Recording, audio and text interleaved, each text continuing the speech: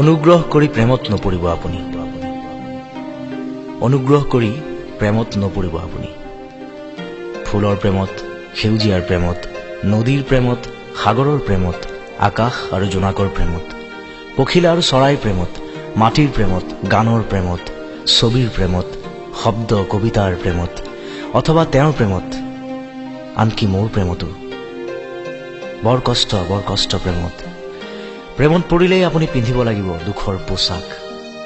সাঁতুৰি নাদুৰি ভাগৰি পৰিব লাগিব, অথবা কক বকাব লাগিব যাতনাৰ নৈত। প্ৰেমত পৰিলেই আপুনি আপোনাৰ হৃদয়খন বিক্ৰী কৰিব লাগিব বিষাদক। অনুগ্ৰহ কৰি কাৰো প্ৰেমত নপৰিব আপুনি, কাৰো প্ৰেমত নপৰিব। কৈছোৱেই নহয়, বৰ কষ্ট প্ৰেমত।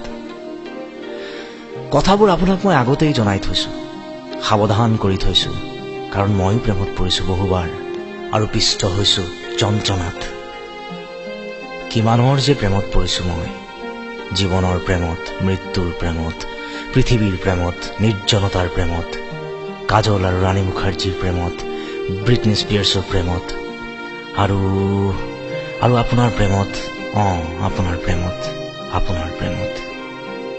অনুগ্ৰহ কৰি কাৰো প্ৰেমত নপৰিব আপুনি, বিশ্বাস কৰক। আপোনাৰ প্ৰেমত পৰি বৰ কষ্টত আছো মই, বৰ কষ্টত আছো।